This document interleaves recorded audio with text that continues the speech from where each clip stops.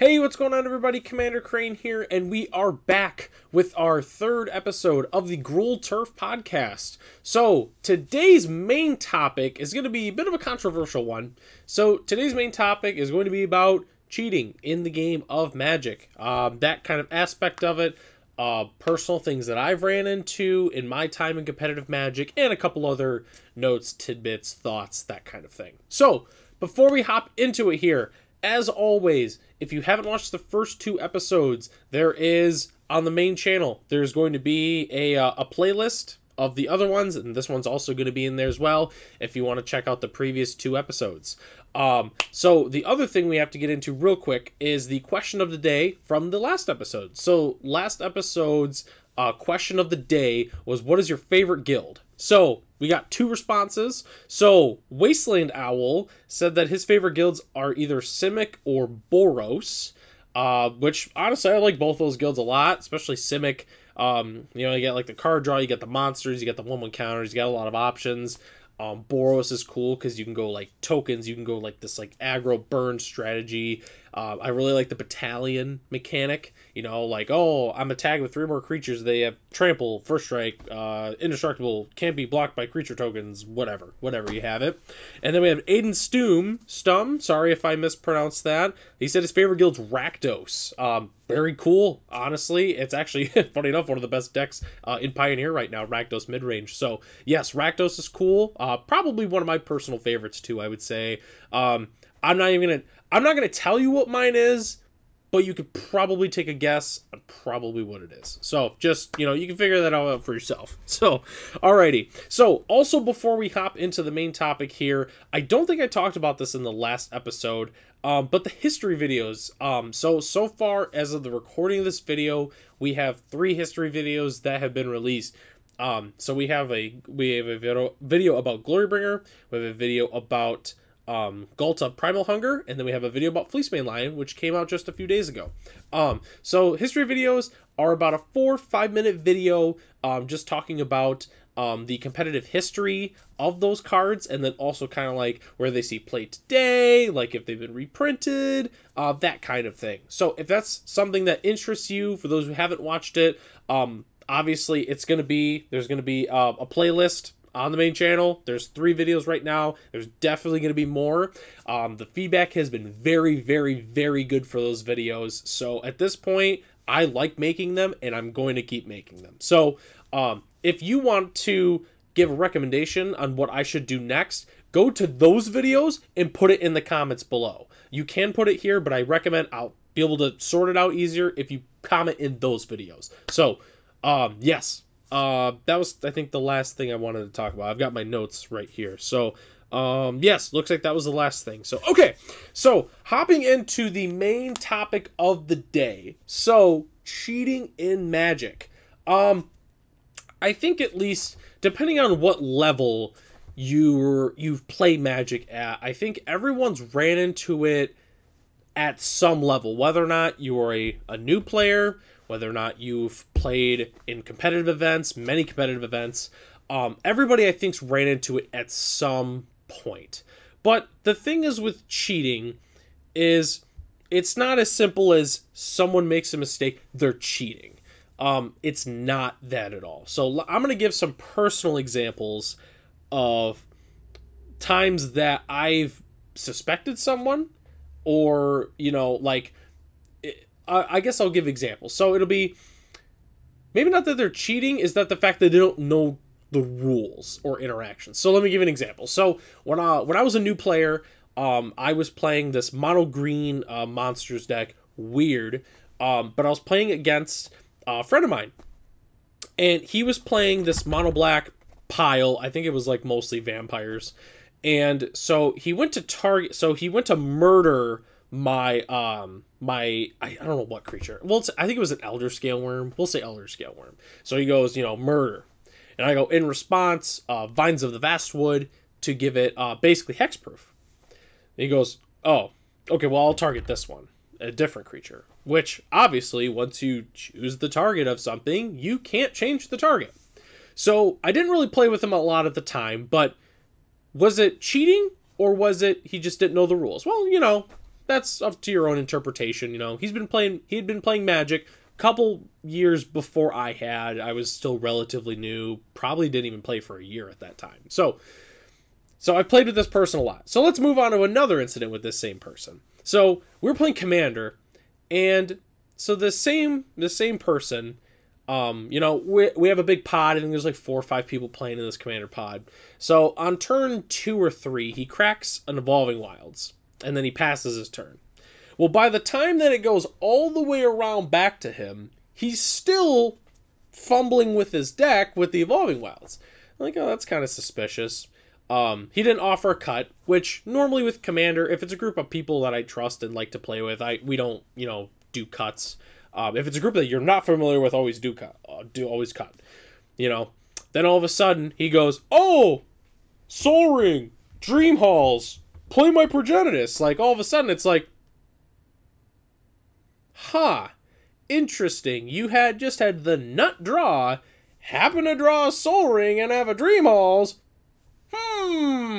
So it was one of those instances where it's like, okay, obviously there's a chance, there's a decent chance that could have just happened, but you know, when you combine the 10-minute Evolving Wilds activation with drawing the exact card you needed, having a perfect card in your hand to cast your broken Commander, that seems a little suspicious. So, which also leads into the next point, is with cheating, like obviously having the line of someone cheated or someone made a mistake it's a very broad sense. That's not the right word I'm looking for. But just because someone made a mistake or something incredibly lucky happened does not mean someone cheated. You know, if you're playing Modern and someone cracks their fetch land, shuffle, oh, hits the perfect card, that doesn't mean they cheated. Like, that's just, you know, there was, you know, oh man, they drew their one outer. You know, obviously that doesn't mean they cheated. But there's specific incidents where, you know, maybe it was, you know, depending on the situation. So, like one example right now that's going on currently that a lot of people are upset about is the recent Magic Online Showcase. I think it was the Magic Online Showcase. The person who won that had a big incident a couple years ago where, so he had a bauble, had a bauble trigger, Mishra's Bauble. You look at the top card of opponent's deck, and then you draw a card at their upkeep. The next upkeep, sorry. And he was cracking a fetch, and right when he went to crack the fetch, he put his Terminate, which is a removal spell, on top of his deck really quick, fake shuffled, set it down, drew the exact card he needed off the bauble trigger to win. So, is that cheating? 150%. I mean, I don't have the video, and I'm not even going to pull it up even if I had it, because I'm keeping it on this screen. But if you're putting a card from your graveyard on top of your library, not presenting a cut, not really shuffling, like that is obviously, like that is like without a doubt, like cheating. Like that is an obvious cheat in Magic. I'm going to give some other personal examples.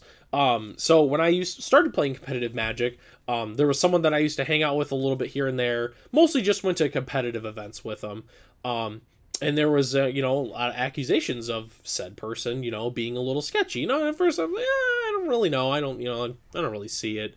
You know, it's not something that I have ran into. But then, you know, over time, when a lot of people are saying like, oh, you know, oh, they, like, I guess specific examples. So Knight of Autumn is a Dryad Knight, and, you know, they were putting like 1/1 counters on their Thalia. Well, from their Thalia's Lieutenant, which obviously you can't because it puts it on a human, that kind of thing.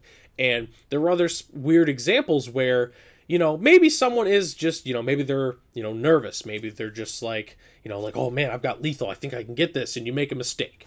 But the thing is if people are making mistakes, and they're always mistakes that would benefit them, like every single one, then it's one of those, which is kind of the Alex Bertoncini theory, where, you know, Alex Bertoncini, like, you know, he's big, you know, like one of the main villains of Magic. You know, whenever there was something sketchy that happened, it always benefited him, like in some way, whether that was like an extra card or, you know, extra life, whatever it be, it always it was nothing ever against him, you know, that didn't benefit him. So it's one of those instances where, okay, well, let's look at the track record. Like about 2-3 times per competitive event, they're having these incidents, and all of them would benefit them. Seems pretty likely at that point if it's consistently happening, on a consistent basis.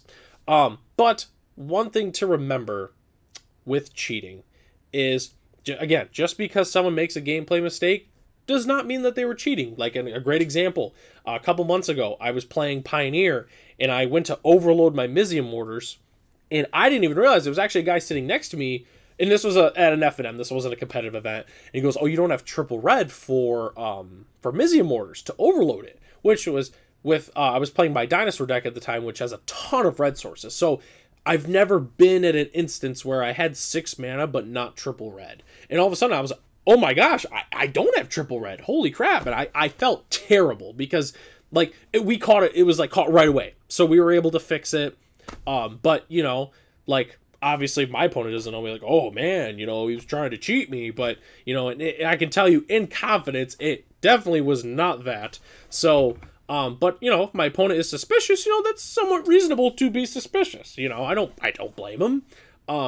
But just because someone makes a gameplay mistake does not mean that they were cheating. If they accidentally drew an extra, oh crap, I drew an extra card. Like, if they're catching it right away, like, obviously, that's not. If that's just an honest mistake, players make mistakes in Magic. There's been times where I forgot to de-sideboard a card, and all of a sudden, oh man, I've got a sideboard card in game 1. It happens. But having the line of whether or not something is cheating or just a mistake, those are two different things. So that's kind of, I guess, the first part of our topic today.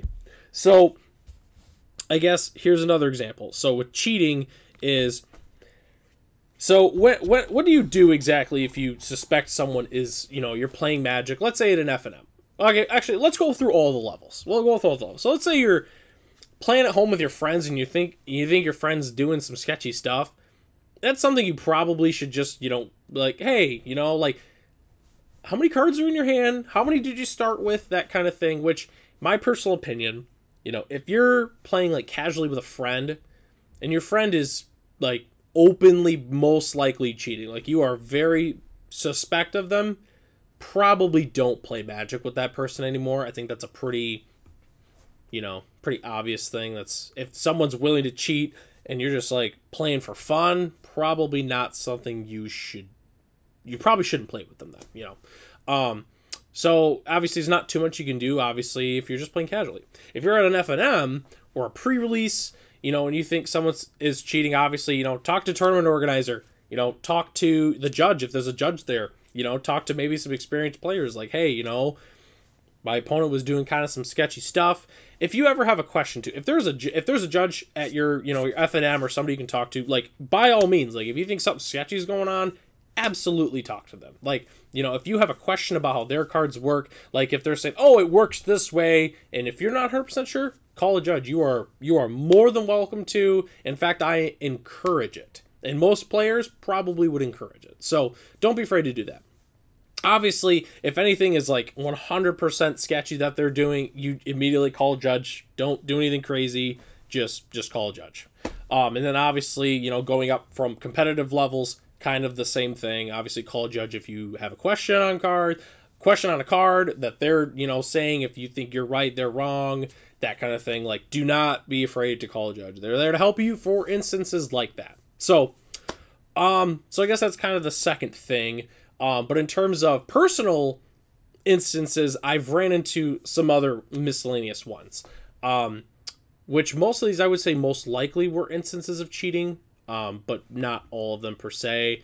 Like, I was at an IQ back in, like, 2018, and a card fell off my opponent's deck, and they tried to swipe it right in their hand. Immediately, saw it, called a judge, we got it figured out. Do I think it was cheating? In terms of how it was done, most likely, especially since said person there's been rumors in the past of some wrongdoings, so most likely, yes. I've had an instance at another IQ where, with my opponent, I was like, oh, I got you at 13, and they said, yep, 13. Go to my turn, got him with exact lethal damage. Then they say, oh no, I'm at 14, which big judge call ensues. Long story short, essentially it came down to the previous turn. At the end of the turn, I had said, you're at 13, I'm at 1. And they said, yup, that's what I got. And then it goes to the next turn, I have lethal, and they're like, oh, I'm at 14. Well, regardless if you were maybe at 13, like the agreed upon life totals at the end of last turn said 13-1. Could there have been a mistake? Yeah, no, there is a chance that it was, which if my opponent said, oh no, I'm at 14, then obviously, we could call a judge, get that figured out. Maybe there was like a miss trigger, like something I missed on a previous turn, or, maybe he forgot to jot down, like, we were playing modern, so maybe it was, I forgot to take my 1 from my fetch land, or my, my check, not my check land, my horizon land, whatever, what have it be. So obviously, always call a judge if you think something's going on. So, like that was one instance I would say. I don't think I've had any other like crazy issues at all for the most part. There's just a couple instances here and there. One that I personally never experienced was I was actually at the IQ, the same one as the 13-1. So someone was playing Amulet Titan, and from my understanding, they were trying, so that with Primeval Titan Trigger, you get to search for 2 lands and put them in play tapped. So they were grabbing like Radiant Fountain, which gains 2 life, and Vesuva. So when Vesuva comes into play, it enters as a copy of a land. So he was trying to play the Vesuva to copy the Radiant Fountain that was coming into play. With how layering in the rules is they enter at the same time, so Vesuva can't come into play as the card that's also being put into play because it's not in play to be able to target, because it's as it enters. It's not like when it enters, copy. It's enters as. And this person, so he did it, and his opponent goes, you can't copy the Radiant Fountain. You can't do that. He goes, yes, I can. Opponent goes, nope, you can't. We can call a judge. So the guy calls a judge, and then the opponent who's playing Amulet Titan, he puts the lands back in his deck and starts searching for something else. And he's like, whoa, like, stop. Hold on, we're calls. And then the guy who was playing the Amulet Titan started throwing a fit. And so nothing happened to it, that instance. Nothing happened of it. Like, the guy basically goes, oh, whatever, I'm doing something else. I don't think it got reversed at all. But then 2 rounds later, the same instance happened. So at this point, the Amulet Titan player knew that that's not how the card worked. That's not how it worked. And then the same thing happened two rounds later. Like, at that point, yeah, that's most likely cheating. It's just one of the instances where, like, okay, you now know how the card interaction works. The first time, maybe you didn't. That's fair. It's a weird interaction. That's understandable. But the second time, like, no. If if you've been told in the same event how the interaction works and you still don't have it, which is not a complicated interaction, mind you, yeah, probably something going on there. So, so I guess, again, which leads me to my next topic, not even next topic, but if someone plays something wrong, that does not mean they cheated. If they accidentally played, like, a land untapped, that doesn't necessarily mean, if they accidentally played 2 lands, like, sometimes turns in Magic are really long, you play your fetch land, like, first thing you do, and then you're like, all this stuff, combat, attack, and then, like, your next turn, you're like, all right, I'll activate my walker, all right, land, something else. Sometimes you can forget, oh, wait, I think I played 2 lands, that kind of thing. Does someone automatically cheat if they accidentally played 2 lands? No. Don't automatically assume someone is cheating. Which obviously, sorry, I'm losing my train of thought here because I'm thinking about so many things at the same time. But essentially, when you're at an event, whether or not it's an FNM or it's a 1K, an RCQ, whatever you're at, if you think that there's some wrongdoings, do not be afraid to call a judge. That is why they're there. Do not be afraid to do that. So, but also in terms of, like wrongdoing, so there's a lot of, opinions on why people in Magic would want to like cheat or deceive their opponent. And so there's a couple of theories, I guess, as to that, which I don't think everybody thinks about this personally. I think people focus too much on whether or not they did or didn't, and always automatically assume they did, which personally I don't think you should. There are some instances where it is like the terminate on top. That is an obvious one. What was it? The Canadian that, like, right when he was going to crack his fetch, he put his stomping ground on top of his deck and grabbed it. Like, yes, obvious. But again, like the Mizzy Mortars thing that I discussed, like, I didn't cheat. Maybe my opponent did not think I did. But, there's an instance where, some people might think I'm trying to cheat, which honest mistakes are different than cheating. Don't assume that one is the same as the other. So, but with cheating, a couple of kind of main reasons that people would probably want to. So one is, obviously, they want to win. They are a competitive person, and they want to win regardless of level, which, I've seen the arguments made where, oh, well, it's a small event. Like, they cheated just, I would only cheat because it's a small event. Well, but there's also the contrary of, okay, it's a small event, so, like, you're willing to cheat just, because it's a small event. It goes both ways. Like, oh, I only did it because it was a small event, or, oh, I only did it because it was a big event. That's not really a valid argument. But, people, regardless of size, would do it. Second thing being, people think that it's only, like, lower level players. No, it's every level. There's the kitchen table players that when you're taking a bite of your pizza, they draw another card, play another land, what have it. And there's also the people that play at a more professional level that are going to do instances of that.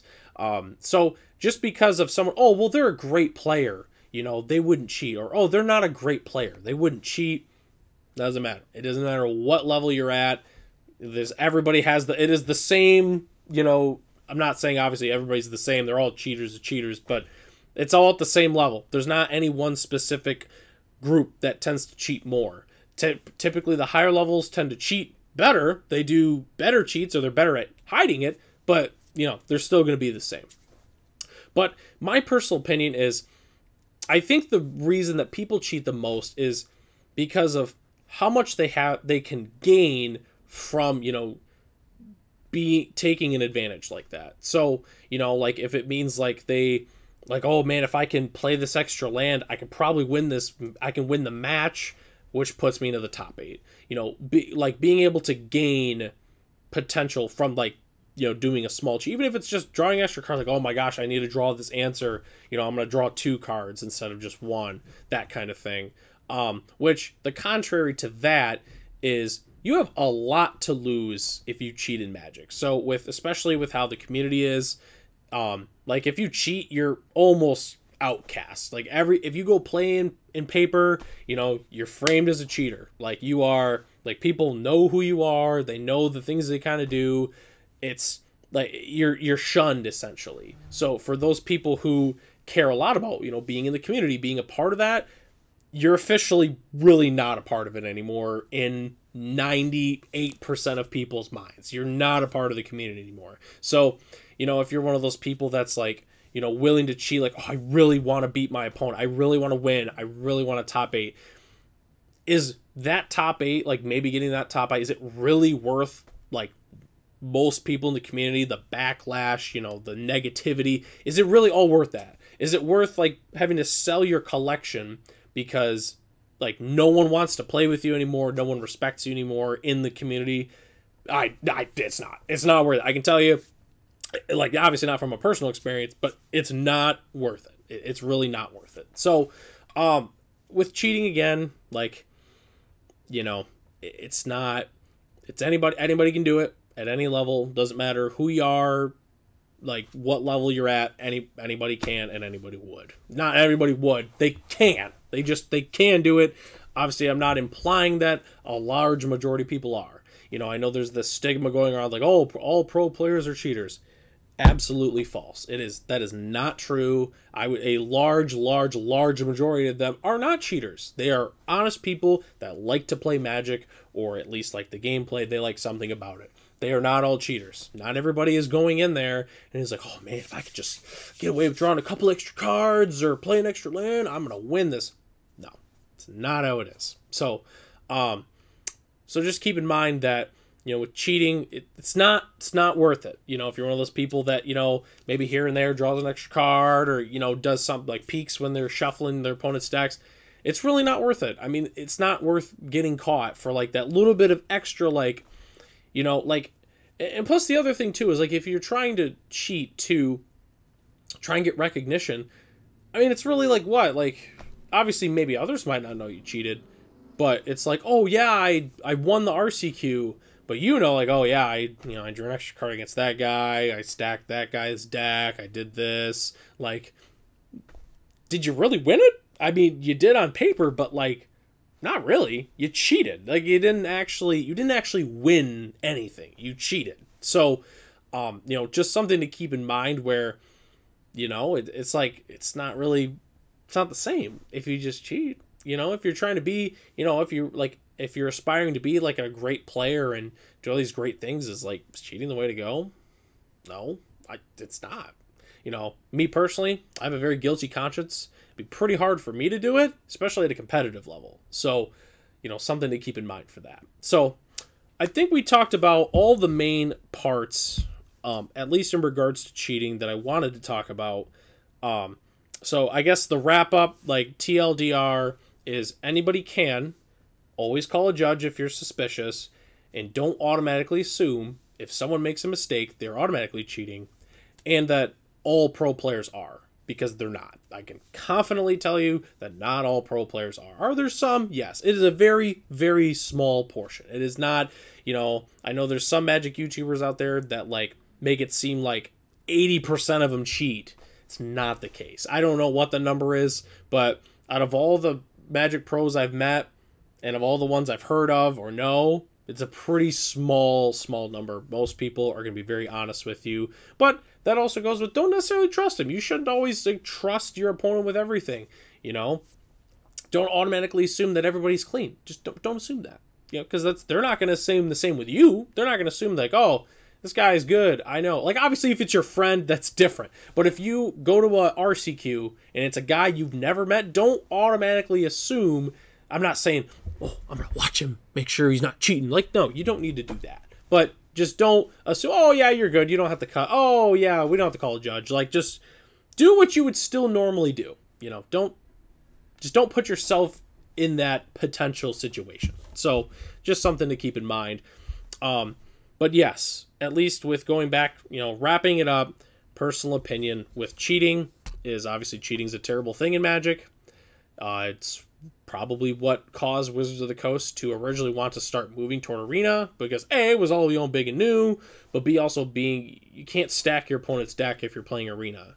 You can't really cheat in Arena. So I understand why they've taken that approach, which me personally, I love playing paper Magic. It's unfortunate because obviously there's more instances where there is potential for cheating, which is unfortunate. I wish that, everybody could be honest when they play, but just keep in mind, like when you're playing, just also, don't put yourself in a situation where people might think you're a cheater, or, that you do, if you're, everybody messes up when they play. Everybody does. They, miss a trigger, they forget something, they do something out of order, but don't put yourself in a situation where, you accidentally cast a Mizzy Mortis for 2 red, like always be keeping an eye out. Like, don't play super slow, still play at a good pace, but just kind of think through everything. Like, all right, yes, I have the mana to cast this, I have mana to cast this, I can do this, such and such. He has that ability, I have this ability. Just, be aware of what's going on in that game. So, I think that is everything that I wanted to talk about, at least alluding to the topic today. I know it's a very interesting subject in regards to cheating. I know I feel like, especially if you follow Magic Twitter, it's talked about every other week, I'd say, with something going on, someone cheated this, oh, this person was a cheater, that kind of thing, which I know it's a very mob mentality, especially when it comes to cheating. Don't automatically assume people are, I guess, unless you have specific examples or if you know someone that does. I feel like automatically assuming that someone's a cheater is not a good mentality to have. Because if that's the point, then we'll assume that every single person that plays competitive Magic cheats. And that's obviously not the case. So don't assume it is if you don't know, which you probably don't for most cases. Obviously, there's those specific examples, but that's obviously not going to be the case for everybody. And just call a judge. That's all you gotta do. Just call a judge. Just talk to him. So, alrighty. So, we're officially at the wrap-up. I don't know how long this has really been going, but I don't want this to go on for forever. So the question of the day for the next episode. So, today's question of the day. What is your favorite card from Phyrexia All Will Be One? Is it your favorite card that you want to draft? Is it for your Commander deck, your Pioneer, Modern, Standard, Legacy, Canadian Highlander, Mormir Vig? I'm just thinking of formats at this point. Your Oathbreaker, whatever it is. What is your favorite card that is going to be in the new set? Obviously, in episode 4, we're going to be talking about the next, I don't know what the topic's going to be yet, but then obviously, whoever comments below lets me know what their opinion is, what their card is. Obviously, I'm going to carry that into the next episode. So, I'd like to thank everybody for joining me on this episode of the Gruul Turf Podcast. Once again, this is the 3rd episode. If you haven't watched 1 and 2, I highly suggest going back and watching those at some point. Just do it whenever you get time. Maybe if you're at work, throw it on, listen to it in the background. Obviously, if you don't want to see, my face, that's perfectly fine. I understand. But I'd like to thank everybody for joining me, and I'll catch you in the next episode.